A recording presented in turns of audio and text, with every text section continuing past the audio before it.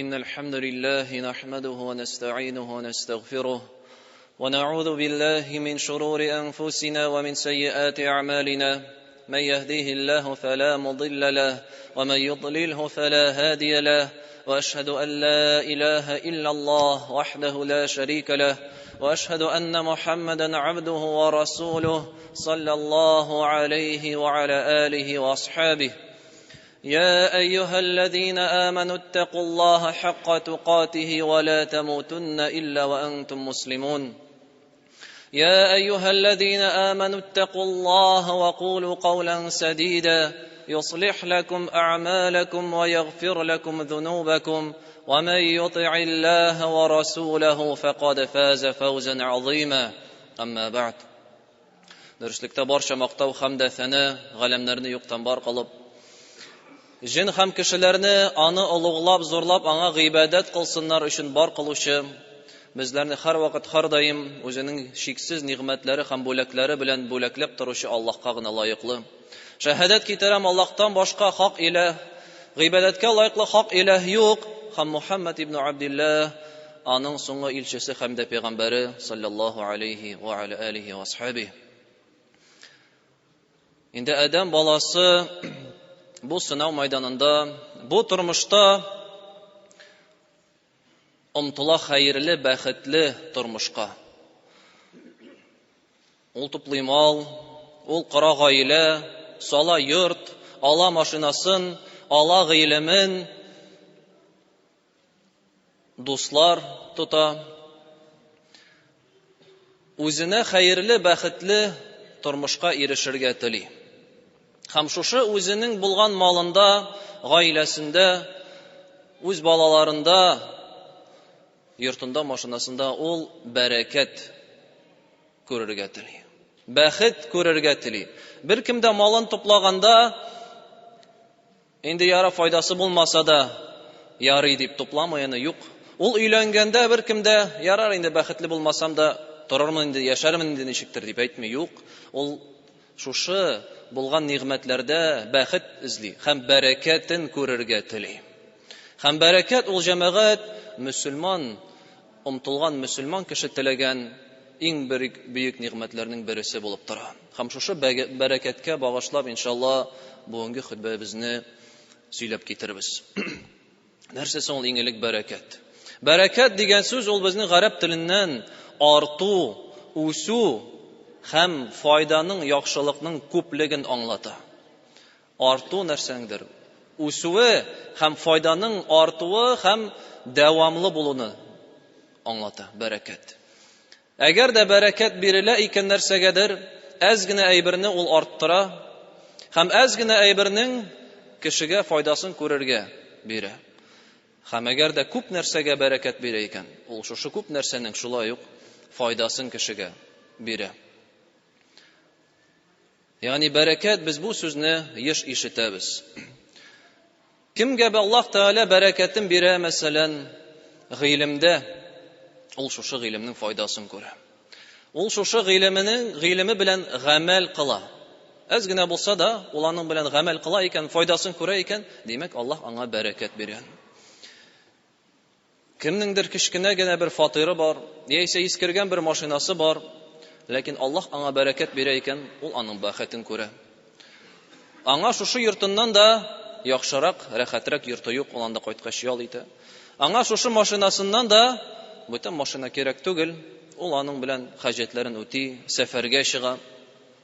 Аның белән бәлә казаларга, афәтләргә ул эләкми, хәтта бәлки еш ватылмыйдыр да, аңа Аллаһ Тәгалә шушы машинасына бәрәкәт салса. Аның гаиләсе зур булмаска мөмкин, бер баласы, ике баласы, ләкин шушы балаларына Аллаһ бәрәкәт салса, алар аңа итәгатьле була. Ул аларның файдасын күрә. Һәм киресенчә, булырга мөмкин кешенең малы күп, артык, берничә фатиры бар, машиналары бар, гаиләсе зур, ләкин ул аларның бәхетен күрми. Әгәр дә Аллаһ аңа бәрәкәт салмаса, ул машинасы ватылып тора, яисә афәтләргә, бәлә-казаларга эләгә, балаларының бәхетен күрми, аңа итәгать итмиләр, тыңламыйлар. Ни сәбәпле? Чөнки менә шушы нигъмәтләргә Аллаһ бәрәкәт салмаган. Әйе, бәрәкәт ул иң элек әлбәттә безнең Аллаһ тарафыннан безгә бирелә. Аллаһтан башка бәрәкәтне салучы юк. Һәм Аллаһ Куръани Кәримдә нәрсә дип әйтә? Ма яфтахиллаху лин-наси мин рахма фала мумсика лаха ва ма юмсик фала мурсила лаху мин баъди. Кешеләргә Аллаһ үз рәхмәте белән бер нәрсәне бирсә ди, аны беркем дә тота алмас. Аңа беркем дә каршы килә алмас, тотып кала алмас. Ә инде Аллаһ берәр нәрсәне кешегә бирмәсә, тоткарлап калса, ул нәрсәне беркем дә кешегә бирә алмас дип әйтә. Бәрәкәтне Аллаһ бирә икән, аны беркем дә кире кага алмый. Беркем дә каршы чыга алмый моңа. Әгәр дә инде Аллаһ бәрәкәтне тотып кала икән, беркем дә сиңа бәрәкәтне бирә алмый. Ничек кенә син тырышмасың, тырмашмасың, нинди генә кешеләрдән ярдәм сорамасың, Аллаһ теләмәсә бәрәкәтен ул сиңа бирми. Һәм шулай Аллаһ Раббыбыз Гайса алейхиссаламның сүзләрен китерә Куръани Кәримдә. Гайса алейхиссалам әйтә: "Ва джа'алани мубаракан айнама кунту." Аллаһ мине кайда гына булсам да мөбарәк кылды дип әйтә. Мине мөбарәк, ягъни файда китерүче, мөбарәк кеше кылды дип әйтә мине. Кем мине мөбарәк кылды дип әйтә? Аллаһ дип әйтә. Беркем дә башка түгел. Гайса пәйгамбәрне Аллаһ мөбарәк кылды. Ягъни бу аяттан аңлашыла, бәрәкәт ул бары тик Аллаһ тарафыннан гына. Бүтән беркем дә бәрәкәтне бирә алмый. Һәм без барыбыз да шушы бәрәкәткә омтылабыз. Бәрәкәтне алырга телибез. Аллаһ Тәгаләдән бәрәкәт сорыйбыз. Һәм шушы бәрәкәткә ирешү өчен нәрсә эшләргә кирәксең дигән сорауга Аллаһ Раббыбыз безнең Ал-А'раф сүрәсендә җавап бирә. وَلَوْ أَنَّ أَهْلَ الْقُرَىٰ آمَنُوا وَاتَّقَوْا لَفَتَحْنَا عَلَيْهِمْ بَرَكَاتٍ مِنَ السَّمَاءِ وَالْأَرْضِ وَلَكِنْ كَذَّبُوا فَأَخَذْنَاهُمْ بِمَا كَانُوا يَكْسِبُونَ. Әгәр дә шәһәр, авыл халкы иман китерсә һәм Аллаһка карата тәкъвалы булса, без аларга бәрәкәтне күктән һәм җирдән ашырбыз дип әйтә. Ләкин алар ялганга санадылар. Алар Аллаһның аятларын, Аллаһның динен, Аллаһның пәйгамбәрен ялганга санадылар. Һәм без аларның шушы кылган гөнаһлары сәбәпле аларга газап бирдек дип әйтә. Менә шушы аятта Аллаһ Раббыбыз бәрәкәткә ирештерүче ике сәбәпне безгә әйтә. Беренче сәбәп аману, иман китерделәр. Ягъни димәк, иман китермәгән кешегә бәрәкәт юк бу тормышта. Бу тормышта бәхет юк. Күпме генә малы, байлыгы булмаса, аңа бәрәкәте булмаячак. Әгәр дә ул Аллаһка иман китермәгән. Аллаһка, аның илчеләренә, аның фәрештәләренә, аның китапларына, кыямәт көненә һәм тәкъдиргә әгәр дә кеше ышанмый икән, ул вакытта бу барча булган нигъмәтенең байлыгын, ул аның бәрәкәтен күрмәячәк. Бәхете булмаячак, күңеле һәр вакыт кайгыда булыр. Һәм икенче ул безнең тәкъвалык. Тәкъвалык дигән сүз Аллаһтан курку, яисә төгәлрәк аңлатма бирсәк, тәкъвалык ул Аллаһ кушканны үтәү, Аллаһның һидаяте белән һәм гыйлем белән Аллаһның әҗр савабына өмет итеп. Һәм ул Аллаһның тыйганнарыннан тыелу, гөнаһларны калдыру, һидаят белән һәм гыйлем белән Аллаһның газабыннан куркып дип әйтә. Бу була тәкъвалык. Ягъни Аллаһ кушканнарны үтәү, Аллаһ тыйганнардан тыелып яши икән, шул вакытта гына Аллаһ аның малына, тормышына бәрәкәт сала. Һәм менә бу өлештә күп кеше хаталана, җәмәгать. Бүгенге көндә бигрәк тә кеше алдалана эш белән, алдалана мал белән. Әйткәндә кешегә кил мәчеткә, намазга бас, Аллаһ сиңа бәрәкәтен салыр. Тормышыңны яхшыртыр дигәндә, мин бит әле эшлим, минем әле вакытым юк, мин иртәннән кичкә кадәр эштә, тирләп, арып, талып мин тырышам дип әйтә. Әгәр дә карасак, бу кеше нәрсә өчен тырыша? Бу мал өчен тырыша. Ләкин ул аның малының бәхетен күрмәячәк. Ничек кенә тырышмасын ул, бәрәкәте булмаячак. Шушы мал алган малын белән кибеткә бара да ул, кибеттән чыкканда караса, әллә нәрсә алмаганда кебек, чекне ачып караса, анда меңләгән сумлык. Меңләгән сум анда язылган. Ни сәбәпле бу? Чөнки бу кешенең малында бәрәкәте юк. Һәм бу көннең буе, гомер буе шулай тырышып уздыра. Картайганчы кадәр эшли дә, аннары инде пенсияга чыгып китә дә, аннары өйдә телевизор карап ята күбесе. Тормышының, ягъни бәрәкәте, бәхете юк. Ни өчен? Чөнки менә ул Аллаһ кушканча яшәмәде. Аллаһның тыйганнарыннан тыелып, Аллаһның кушканнарын үтәмичә. Намазда булмады. Яисә киресенчә, кайбер кеше бәрәкәтне тыелган харам малда эзли. Харам сәүдәләргә кирип китә.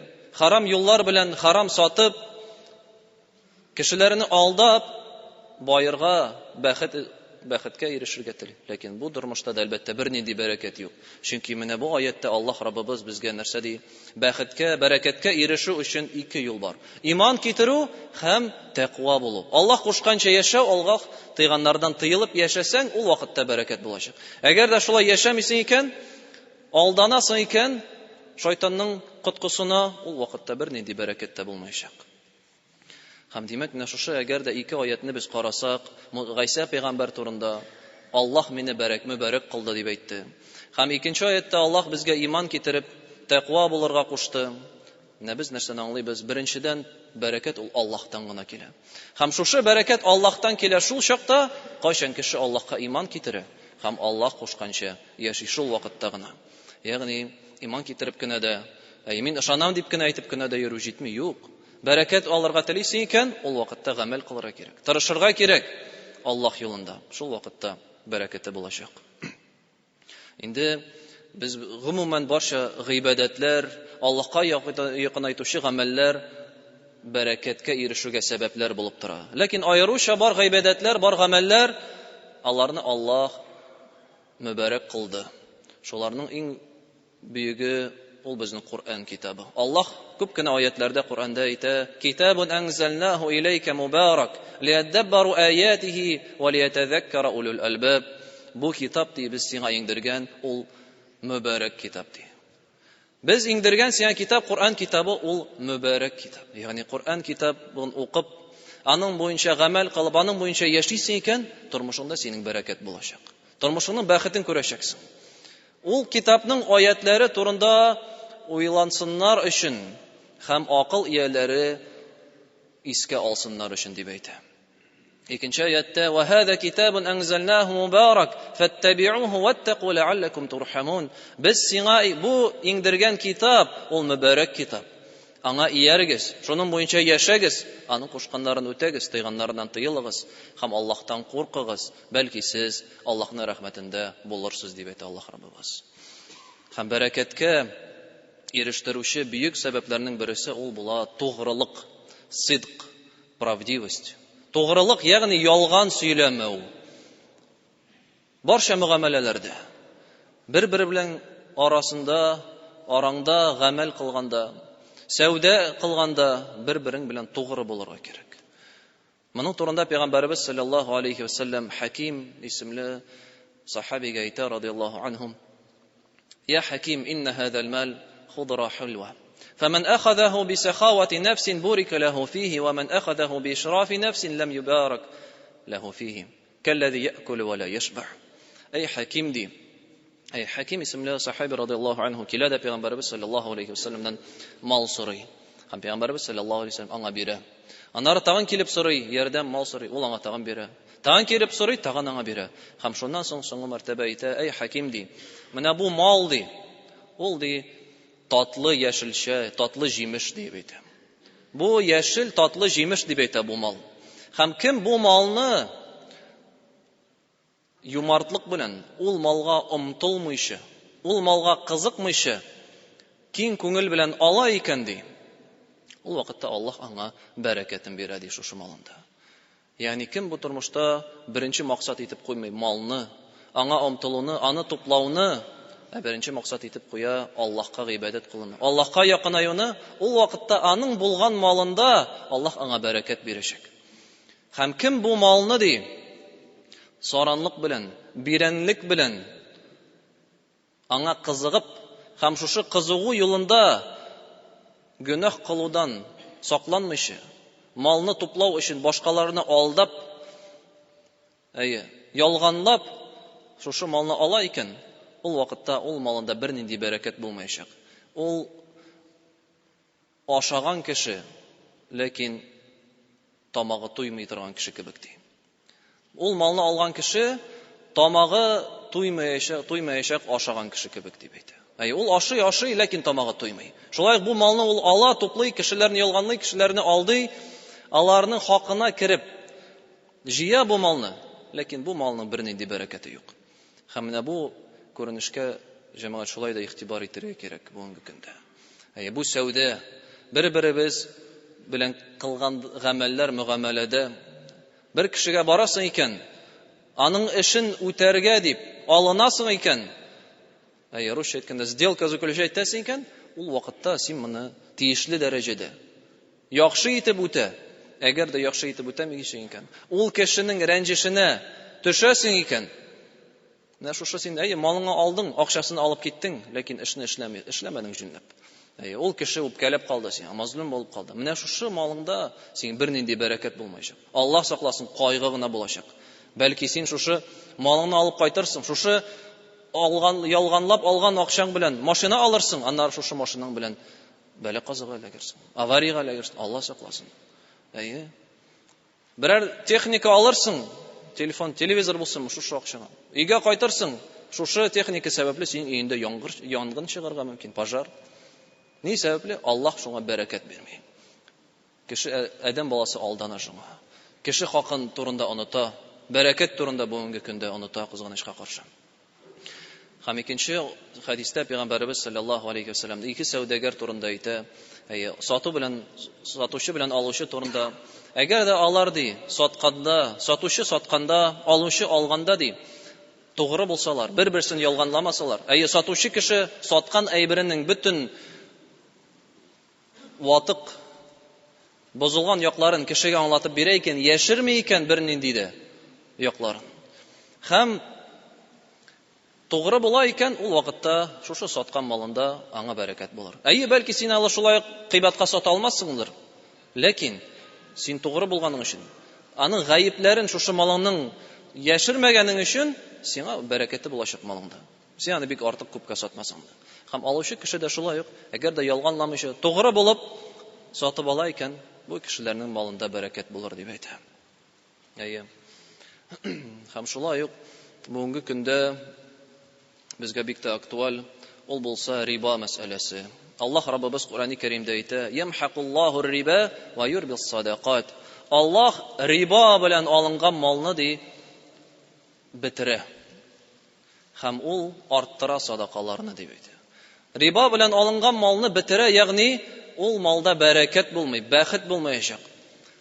Бүгенге көндә күп кенә яшьләр дә була, башкалар да фатирлары булмау сәбәпле, яшәргә урыннары булмау сәбәпле җиңел юлны эзләп рибага керәләр. Кредит алалар, ипотека алалар, шулай йорт алалар. Ләкин бу җәмәгать бу юл белән алынган йортта, яисә машинада, һәрбер нәрсәдә бәрәкәт булмаячак. Аллаһ нәрсә дип әйтте? Ямхакуллаху р-риба. Аллаһ рибаны бетерә, киметә, юкка чыгара дип әйтә. Анда бернинди бәрәкәт юк ул малда. Шуңа күрә дә һәр вакыт җиңел юл, җиңел кебек күренгән юл ул һәр вакыт яхшы юл дип саналмый юк. Әгәр дә без Аллаһтан куркып, Аллаһ кушканча яшибез икән, ул вакытта Аллаһ безгә көтмәгән җирдән ризыгын бирәчәк. Бүген син шушы кредитка кермәдең, ипотекага кермәдең, иртәгә сиңа Аллаһ ниндер юлын ачачак. Аллаһ сиңа җиңеләйтәчәк, чөнки син аның сүзен тыңлап, аңа ияреп, шушы гөнаһка батманың.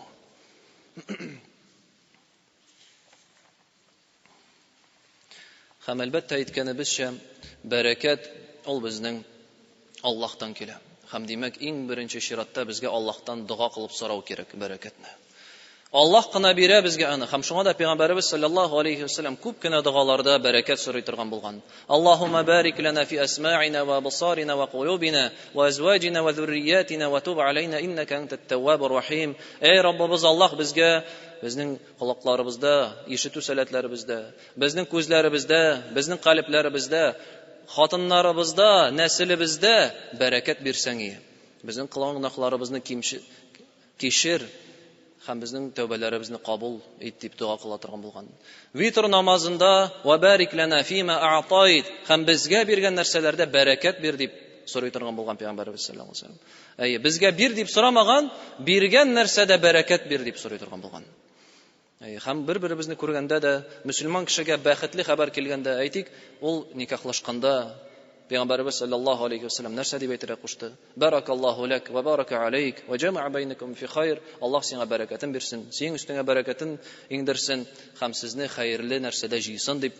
Яисә кешенең баласы туганда, баракаллаһу лак фил мавһуби лак. Аллаһ сиңа бүләк иткән балаңда бәрәкәтен бирсен дип әйтә торган булган. Ягъни без моңа үрнәк алып, үзебез өчен бәрәкәт сорау тиешле һәм инде башкаларга, мөселманнарга да аларга хәерле хәбәр килгәндә, куанычлы хәбәр килгәндә, инде бәрәкәт сорап тырышырга тиешбез. Инде димәк, җәмәгать күргәнебезчә, бәрәкәт ул Аллаһтан гына. Һәм бәрәкәткә ирешү юллары ул бары тик Аллаһ кушканча яшәү һәм Аллаһ кушканнарын үтәп, Аллаһ тыйганнардан тыелып яшәү генә безне бәрәкәткә ирештерә. Aqulu qawli hadha wa astaghfirullah al-azim al-jalil li wa lakum wa li sairil muslimin fastaghfiruhu innahu al-ghafurur rahim.